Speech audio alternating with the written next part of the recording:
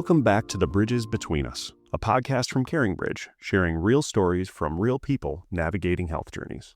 Stories about caregiving, connection, uncertainty, and the many ways support shows up when life changes unexpectedly. My name is Andy Tiemann. I'm here with my friend Cris Ross. Cris and I met on the board at CaringBr when he was the Chief Information Officer at Mayo, which is a big job and arguably the best hospital in the world. But he always has been and still is much more than his big jobs, big titles, and the responsibilities that came with them. Cris is a 2-time cancer survivor and an all-around good guy with an important message about perspective, hope, the importance of connection through a health journey, and so much more. So sit back, relax, and join us as we dive into the intricacies of Cris's story. My name is Cris Ross, and I fell into healthcare by accident in 2003 when a grad school colleague invited me to come work at United Health Group. And I wasn't sure that's what I wanted to do, and began working there in mental health as a chief information officer for the behavioral health business. And I did other things. I worked for a startup called Mayo Clinic that provides basic healthcare in a convenient setting in a lot of states around the U.S. I became a business guy, and I worked in the guts of healthcare around exchanging data between healthcare systems to make data more accessible for patients and for physicians. And then I spent 12 years at Mayo Clinic as chief information officer. It was there that I went through a couple of cancer journeys. And then since then, I've retired from Mayo in last year, November of 24. And I've been working in creating and funding new businesses in digital health, trying to get some of these new great technologies faster to market to help patients like me. That's great. It's amazing. And then what? So I was cruising along about as aggressively focused as I could on trying to improve things at Mayo Clinic. But we needed to do a generational upgrade to all of our technologies. And it was everything from data to cybersecurity to the core systems that doctors used. So we had been planning for years. I had done a rollout of this new suite of technologies in a part of Mayo, the health system, which is the community hospitals and clinics. And May 5th of 2018, we were going to flip the big switch and change everything at the Rochester campus, which is the, kind of flagship. This was going to affect tens of thousands of users overnight. They were going to go home one day using one set of systems, come back the other. And during all of that, it was pretty stressful. I began to get some digestive sort of problems. And I thought, this is stress or it's whatever. And I kind of put it off and said, I'm going to get this checked out as soon as we get through this go live.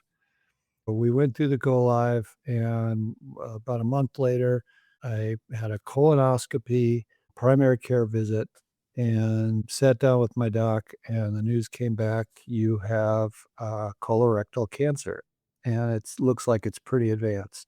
My reaction at the time, I got to tell you, Andy, was I was so focused on my persona of being the guy who helped lead through difficult challenges. It was just like, okay, one more problem, put it on the list. We'll get this fixed and we'll move on. It became more and more real for me over time as I had more diagnostics and they figured out, what was the size of the tumor, what the treatment plan looked like, blah, blah, blah. And the thing that got to me was I was watching an educational video about how they place a chemotherapy port in your chest. And it's this little bulb that goes under the skin. And there's a tube that goes up and then down into the vein. And you may know something about that. And I saw this video about this being implanted. And suddenly it was like, holy crap, this isn't about somebody else's cancer. This is me. And I'm going to have that done. I went on medical leave because I couldn't do my job part-time. It just wouldn't work. It would be bad for the organization and all the rest. I wanted to work. I would have loved to, but it wouldn't have been the right thing for the organization. So boom, I stopped working. I had a port in my chest, started chemotherapy. I was down the rabbit hole into a whole new experience. It's so hard to go from power executive, making big decisions and rolling out things that will affect tens of thousands of people to now. Tell me about that transition to being a sick guy? In one way, it was pretty easy because, and I don't wanna get too, graphic or gory or whatever for our listeners, but I began to have symptoms that were extremely painful. I felt that my body was kinda broken, and, we needed to figure out how to make this tumor smaller for a whole bunch of reasons, one of which was just, it just really hurt. So I was, in a sense, eager to jump in and hope that chemo would give me some relief of this physical pain by, because the theory was we were going to shrink the tumor with chemo and radiation and then take it out. And it took a little while to do that. So I was on this kind of teeter-totter of chemo is a pretty brutal experience. It's not fun. It sickens you. It takes away your energy, a whole bunch of other things. But on the other hand, my body hurt so much that I was willing to kinda do something to get it taken care of. So I would have 1 week where I was sick guy because of the after effect of the chemo, and then I'd have a week where I was normal, and I worked out, and I did chores around the house, and I did all these projects, in my house that I'd not had a chance to do because I was so busy being a executive dude. The memory of it is a little bit surreal, to be perfectly honest. How was that switching between the pain and the side effects, and then you wake up that 7th, 8th day and you're like, "I think I'm gonna vacuum the whole house," and Exactly, Andy.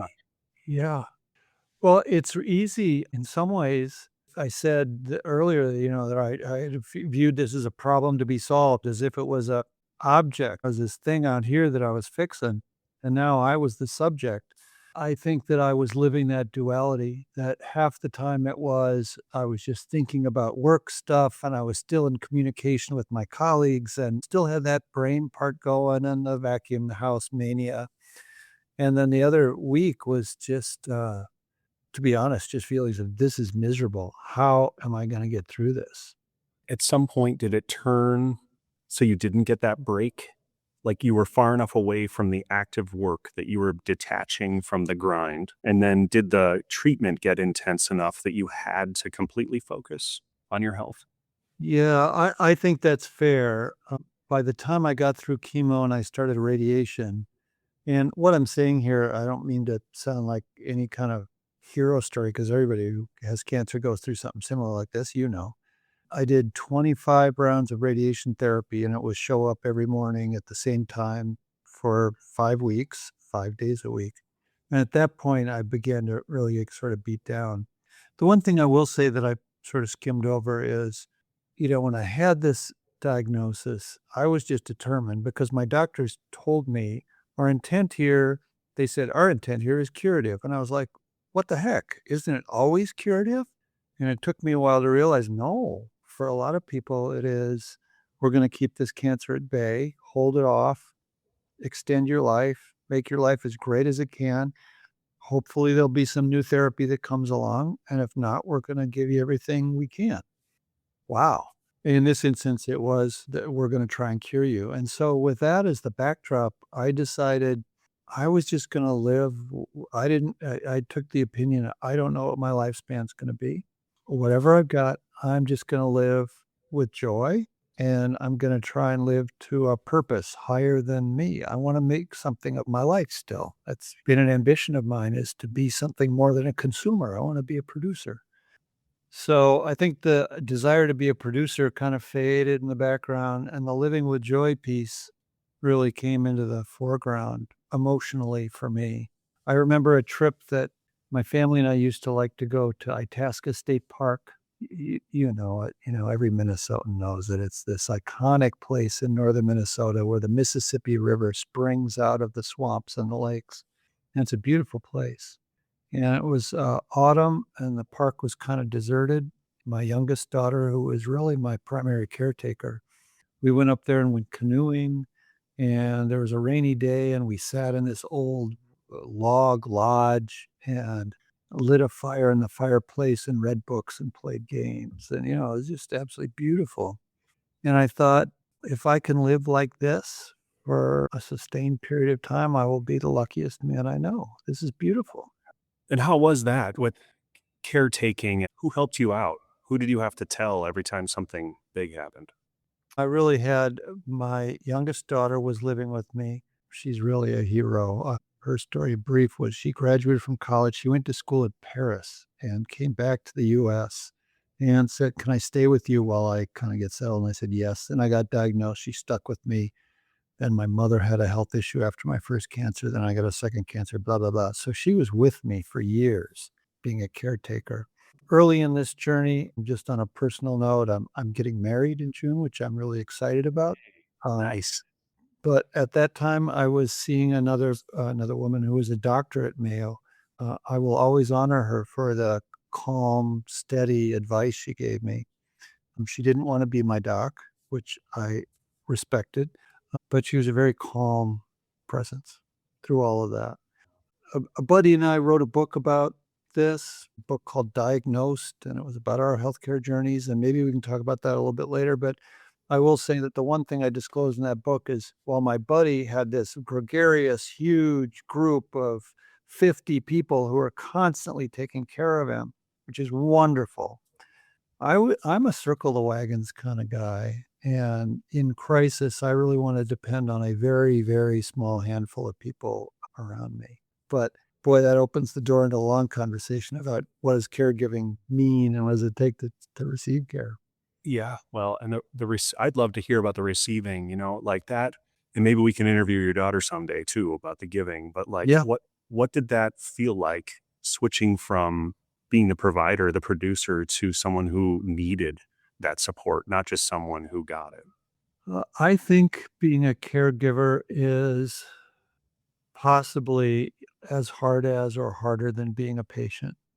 And one of the things I really honor about CaringBridge is how we are beginning to really lean into how do we support the whole system, the caregivers, in addition to the patient who's at the center.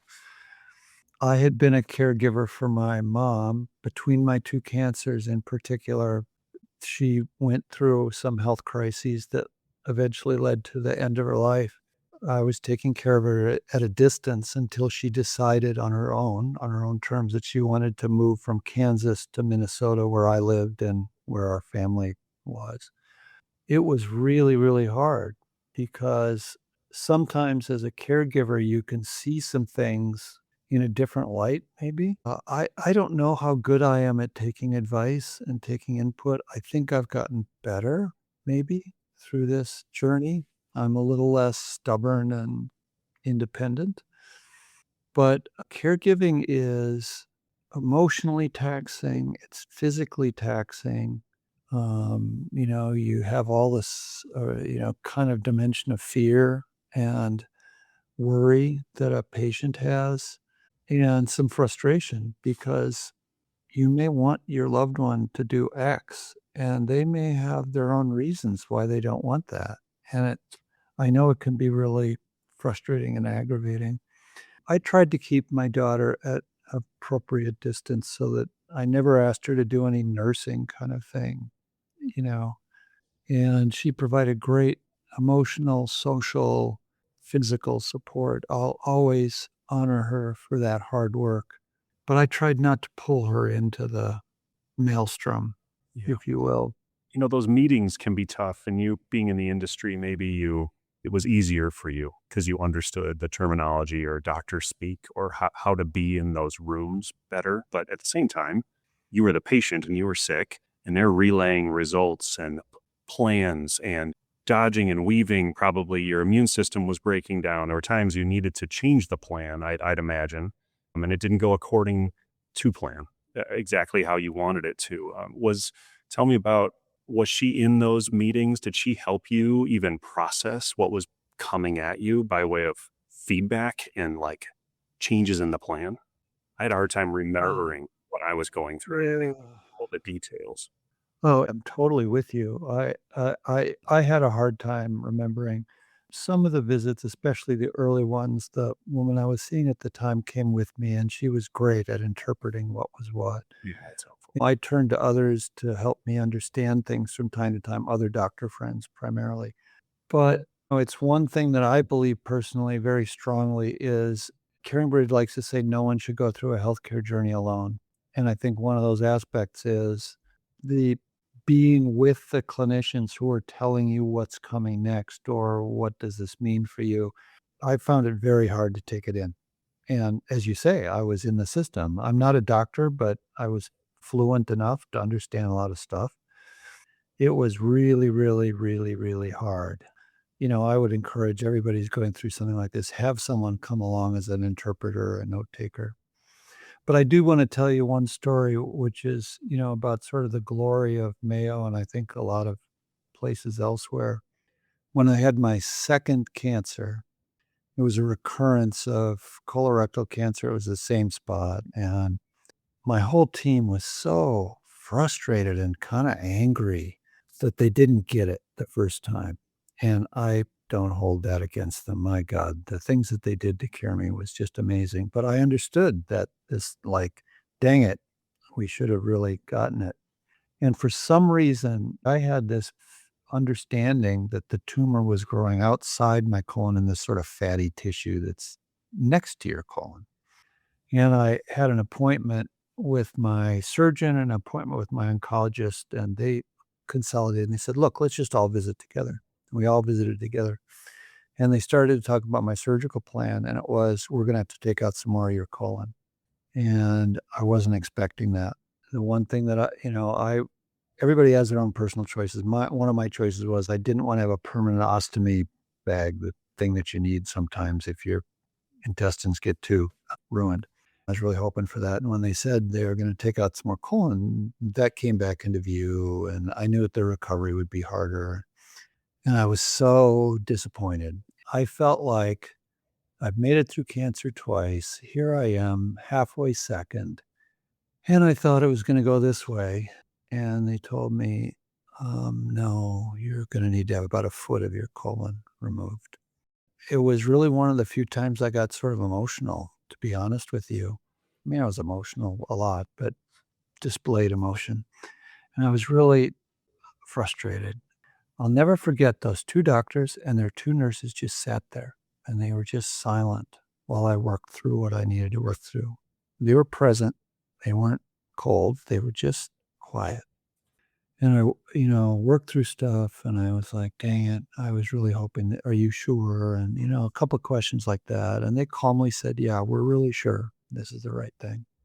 I remember something switched in my head because I'm looking at these guys treating me with such empathy and such grace. And all I could think about was the decades that these guys put into perfecting their science and their craft and the sacrifices they had to make and how committed they were to me as a person and how kind they were to me. I realized in that very instant, I needed to say thank you. And I started to thank them and I couldn't get it out. I started crying. I just needed to, it was, it wasn't like sloppy tears, I wasn't ugly crying, but it took me a minute. But I'll never forget that moment of gratitude, you know? And I think it came from this idea of I'm just going to try and live through this as my best possible person. And the best possible person that I could reach was someone who needed to say thank you to these people who were doing so much to cure me. They were my caregivers in that moment, no doubt. And I think you meet caregivers along the way. Sometimes it's the person who brings the meal every Tuesday or the person who gets you to all your doctor's appointments, and hallelujah and praise be, and they're sacred people. But sometimes it's just the one person you encounter for one little episode along the way who says something to you, which is exactly what you need to hear. Or they give you that moment where you can express a feeling that otherwise wasn't expressed. Anyway, of course, they were my caregivers. They were my clinical team. But in that moment, they were my emotional caregivers. And they helped me get from a position of frustration and anger to a position of gratitude in just a few seconds. I'll never forget surgeon Scott Kelly and oncologist Thorfinn Hofdunarson.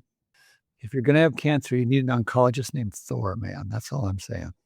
Thank you for sharing that, Chris. I mean, it's honorable and amazing, and it's so easy to become kind of insular and feel bad Yeah. for yourself, and Yeah. I read in another interview somewhere on the internet that you gave that there was a switch from your first bout with cancer and then your second bout with cancer. The first one you described as being like a thing you needed to get through because you were on a mission to get better and it was all about you, and rightly so. But the second round, something switched and it sounded like more of a mission to do things like this and to give hope and to spread the good word and to like what was that switch and how did that happen? I'll tell you, one of the reasons for the switch was when I had my first cancer, our good friend, Bridget Bonner, who was on the leadership team at CaringBr at the time, said, "Well, why don't you put up a CaringBr page?" I had the sense and that, CaringBr was, and I apologize, the place you go to die, it's a bad place. And I discovered that I was totally wrong about that. That it really is a place full of hope and opportunity and positive journeys, as well as some that are difficult and don't come to a good conclusion. Anyway, Bridget said, "Put up a CaringBr page." I said, Bridget, it's really not for me." She said, "Well, think about it." And she was right, and I was wrong. Maybe it was part of I'm just going to keep this under the surface, and I'm going to be a submarine, and I'm going to get to the end, and I'm going to pop up, and everything's going to be fine, and I'll get back to work. But the second time, I felt my mortality a lot more. The survival rates from a recurrent cancer are not so good. Fortunately, I'm at almost 5 years, so it's looking great. So Bridget came back to me and said, "Well, how about this time?" And I was like, "Yeah, I'm in." I had the opportunity to do a page and experience what CaringBr could do. It helped light me up to the fact that I was not alone and I wasn't just a submarine, just hiding under the surface until I could pop up all well again. This was gonna be a life story for me. Not the one I chose, and it's the life story for millions that they too can't choose. And at the same time, my colleague Ed Marks contacted me, and he had had a widowmaker heart attack, even though he was a triathlete, and a prostate cancer.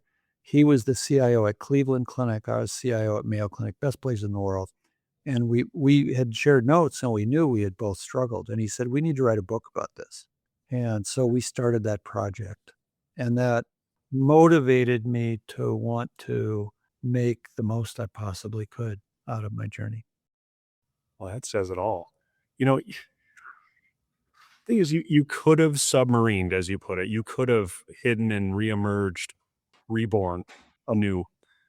What was it emotionally, or can you just give me a little more detail on what the support that CaringBr gave you provided, so that maybe did it make it less painful? Did it make it easier to swallow? What was it having that presence around you, even though it was just a screen on a computer? Yeah, what CaringBr was able to do for me was number one, connect me to a community of people who wanted to be supportive. And I was a little bit surprised and positively pleased by that. I hadn't expected that that would be there, and it was, and that was awesome. The second was it put me into a position of receiving support, and I'm terrible at receiving support. My daughter will tell you that. I'm just not good at it. And to let down my guard and say, "Yep, it's okay for me to ask for help and receive help, to have caregivers around me and to engage them in my story," was something CaringBr absolutely gave me. I also think it was really helpful for my daughter that I was accessing this resource, because I think while I tried not to lean on her, she had to have felt the weight. And the fact that other people were lifting me up was great. And I don't want to discount the fact that I had friends all around me, and my family is at a distance. They're scattered around the world, so it was hard for them to lean in and help me. I had plenty of support. I think there's a lot of people like me who are not good at asking for or receiving help. And I think, frankly, CaringBr is a graceful way to help anybody. But I think maybe in particular for those of us who are not great at asking for help.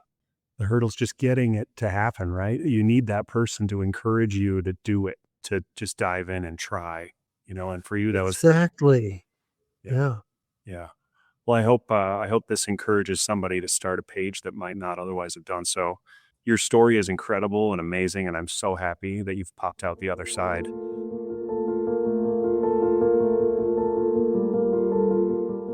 Chris's story is one of resilience, perspective, sickness, side effects, living with joy, being a producer, not just a consumer. He's done so much and seen so much, but meeting him, you wouldn't know. I hope this episode gave you a glimpse into his story. And if you want to check out his book, Diagnosed, we've included a link in the podcast description. It's a story offering guidance, strategies, and more than a few checklists on how to process the shock of grief of a diagnosis, how to advocate for yourself or a loved one, and how to harness the power of shared decision-making. I hope this episode created a connection and offered some insight into not just Chris's story, but also the mission of CaringBr, where we believe connection is part of care. This podcast exists to honor that belief through stories that remind us how much it matters to be seen, supported, and surrounded, especially when things feel uncertain. See you next time.